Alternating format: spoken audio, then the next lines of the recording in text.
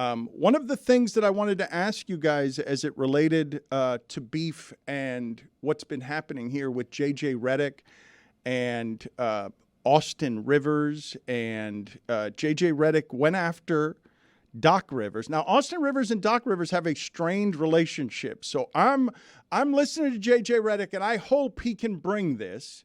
I don't know if he can. I don't know if there's the space for it, but he is a transcendent basketball talker. JJ Redick has a way of getting on First Take, and his analysis and information are so thorough, researched, and prepared, and his knowledge of the game is so substantive that he can wipe the floor with your points if you are not solid and speaking beyond cliches about your basketball analysis.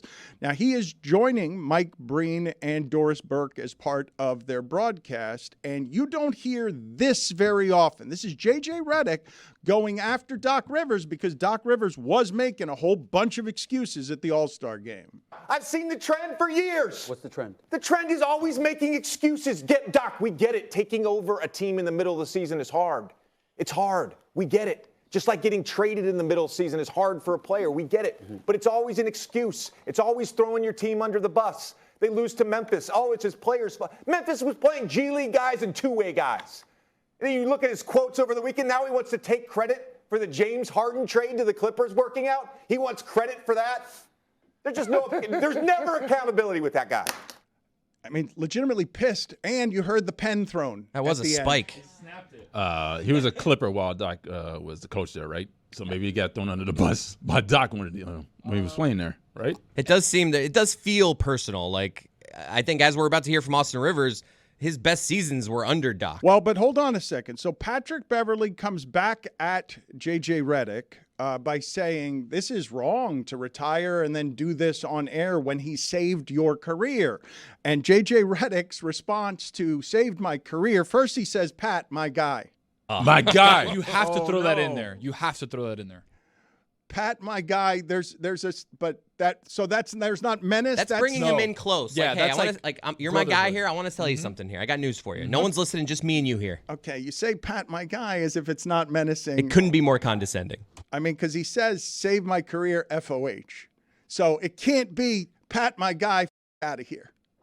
Oh, you know what it meant. We were just back here. Does Dan know what that means? It can't be. It cannot be FOH. And then JJ Redick says as well, I had a 4-year contract to be a starter with my option. Like he gave the contract details, same amount of money, 4-year starter, 4-year contract. I was going to be a starter. And he's like, Doc Rivers did not save my career. But here again, Austin Rivers, who doesn't have a great relationship with his dad, is now coming after JJ Redick too. First off, I don't feel responsible to take up for my dad. He's a grown man. He could do his own thing. But in this regard, I just simply don't agree with it.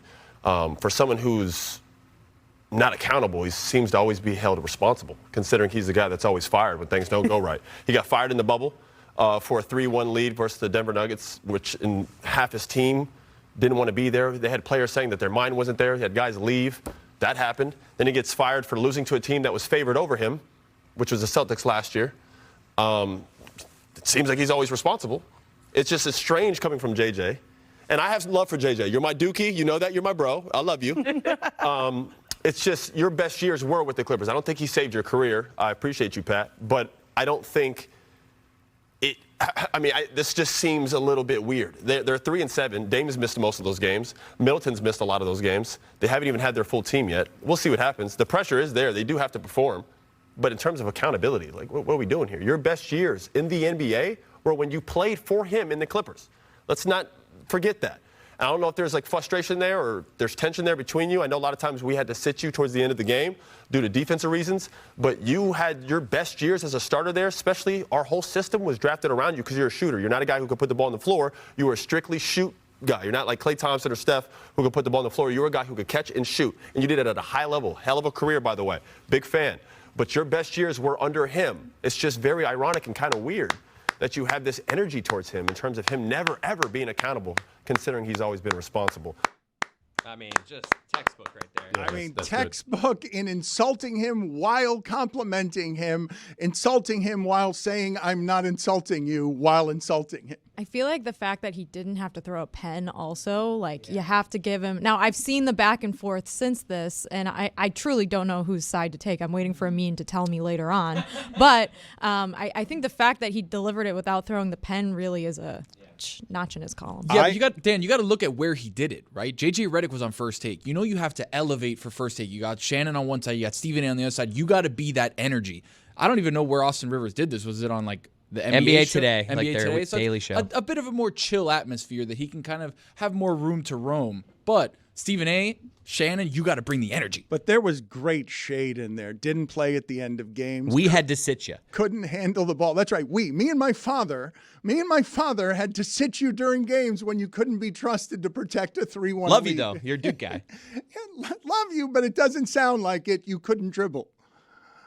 It is tremendous. I side with JJ Redick. And I do understand the point that Austin Rivers is making when he says, what do you mean accountable? He keeps getting fired. Like it's the We max. do blame him for a lot. But yes, but he is so good at charming his way through the excuses on why it's not his fault. Especially this last week or so, he's been cranking out the excuse machine. Oh, but he goes to the All-Star game and he's like, I started 3-6. And what does he immediately say? I told him to start me after the All-Star game. It's a tough road trip. It's like, what? What are you doing? I mean, take a side, please, on JJ Redick. We've been waiting for your appraisal of this. JJ Redick versus Austin Rivers versus Doc Rivers. Take a side. Well, I think, first of all, you have to identify the different characters here, right? On one hand, JJ Redick, great career, long career, played for a bunch of coaches, played for Doc. Some would say some of his best years came with Doc Rivers. On the other hand, you have Austin Rivers, who played for Doc and, played in his driveway as well. He worked hard. Yeah. And then the central figure here, the most polarizing figure, is Doc himself, right? So everyone has a bias coming into this. This is what I'm going to say. Thank you. Of guys who have played for Doc Rivers, you're welcome, it seems incredibly split between to hell with that guy and no, that guy's great. From what I gather, I've never worked with Doc Rivers. I don't know him. I've never met him. I've never said anything to him, right? But from what I gather, Doc is a guy that sells a bill of goods. He tells you what you want to hear in order to get you to do the thing he wants you to do. Sometimes there's a return on that. Sometimes there's not. I don't know how. The frequency, all I can tell is like there are a lot of guys, it's not just JJ Redick. But you can support Doc Rivers in general and notice that he's not often publicly accountable on things. For sure. Like he makes more excuses than the average coach, and he does more in playing the media game well than the average coach because he's got a ton of media friends, has always had a ton of media friends, and has made his way up the ladder, at least in part because he's got a lot of strong allied voices. JJ Redick is now a member of the media, stronger than all those media friends in voice, and he's coming after Doc Rivers in a way I've never seen publicly from a peer. Stronger because he played for him, right? He's not the only one. Matt Barnes and Steven Jackson, not totally enamored with him either. And there's a lot of guys with names, right?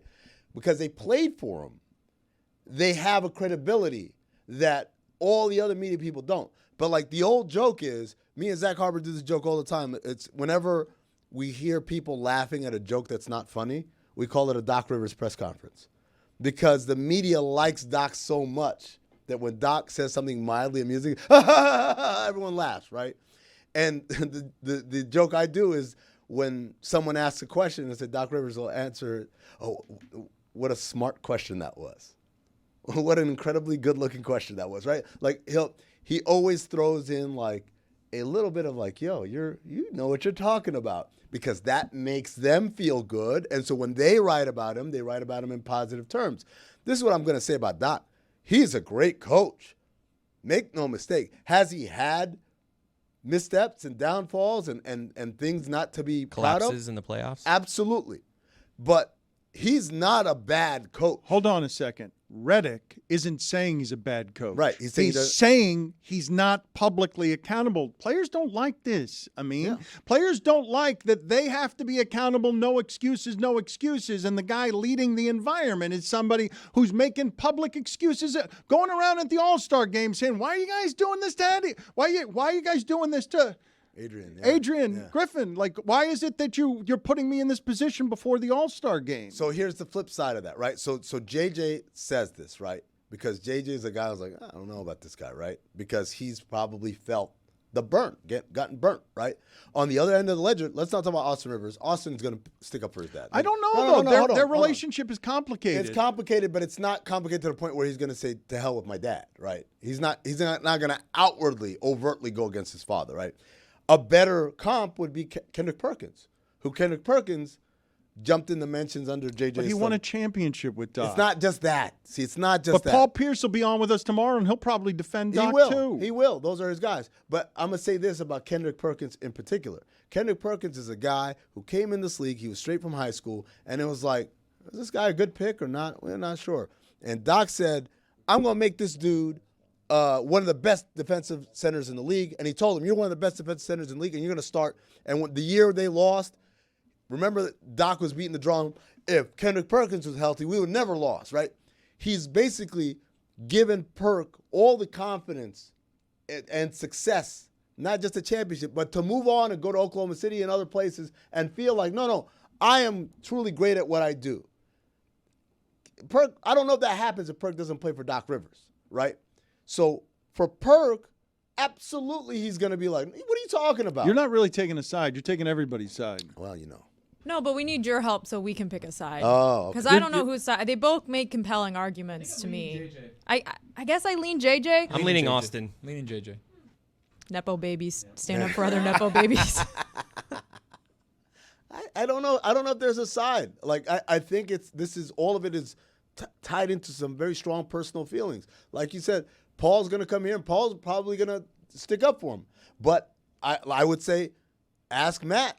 The criticism is fair. It's a fair criticism to level at Doc Rivers, and the way that JJ Redick is getting attacked is interesting, with attacks on what his career was from Patrick Beverley, what his career was from Austin Rivers. But the criticism itself, you can like Doc Rivers and say this is fair criticism, because it is fair. Everybody would say that about Doc. He's not great at accountability when it comes to giving good press conference. You telling me that there's some nuance here, because I don't like that at all in my sports debates. Am I wrong, Amin?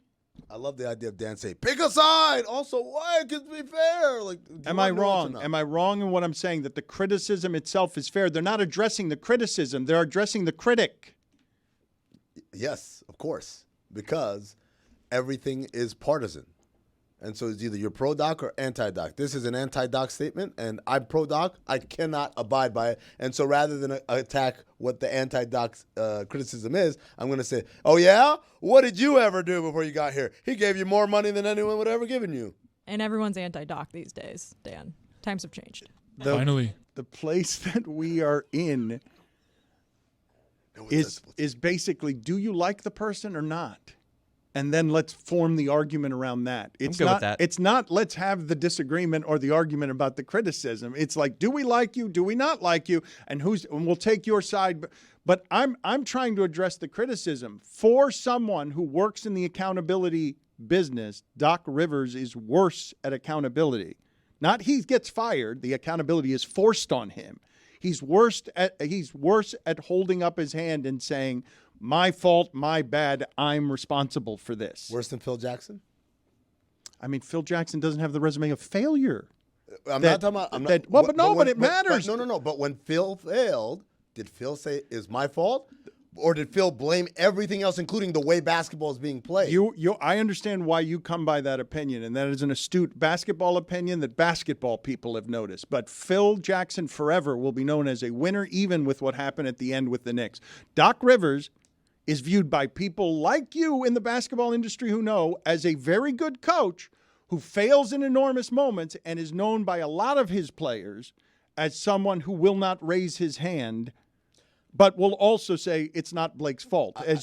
Will also defend his players vigorously. And what I see happening now in the defense of Doc is a bunch of guys who enjoyed playing for him publicly supporting Doc because he's a coach who they feel that they like and that worked well for them. It doesn't make JJ Redick's criticism invalid. I guess when you say he's the guy that's taking accountability the least out of any coach, I'm like, I don't know, man. And we just went through a whole George Karl thing this week. It doesn't sound like he takes a lot of accountability. Like a lot of coaches, surprise, surprise, don't take accountability. Did you guys already talk about Rick Pitino? Did it sound like he took accountability there? Did Deion Sanders sound like he took accountability when Colorado season went the way it did? This is a thing that coaches do. So I don't, while it may not be an unfair criticism of Doc, I don't think it's isolated. I think this is something that coaches do. Very rarely do they say, bad. I've heard it more about Doc from players and people in basketball than I have from others. It's how I arrive at the appraisal. I'm not arriving at it on my own. I'm not arriving at it because I remember. I'm sure someone can play a press conference for me where they lose a 3-1 lead, one of many of them, and he says, all burden on me. I should have coached harder. The way that coaches always say that. Should have done more. Should have more film, less golf. I don't know. Or maybe more golf. Maybe I didn't golf enough.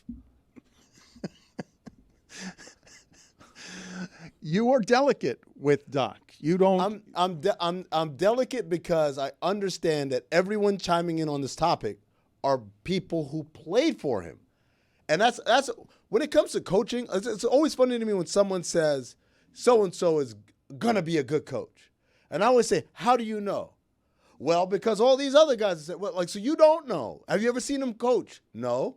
All right. Have you ever been to practice and watched him coach during practice? No. So you're just going off a hearsay. Okay, hearsay, except what JJ Redick was reacting to was an interview he gave at the All-Star game when he's 3-6 that was filled with excuses. Like, that's what the reaction was too. 3-7, that's a fine. But correct or incorrect? No, it's correct. Being interviewed and just giving all the reasons that it's not your fault. Doc had an insane All-Star weekend in terms of interviews. He told Rachel Nichols that there were not one but two other teams that tried to get him out before the Bucks. He told SiriusXM, he told Frank Isola that, I told Bucks ownership, why are you firing Adrian? How could you do that? And then he says the thing about, it's hard and it's midseason and all that stuff. He's having the best All-Star ever.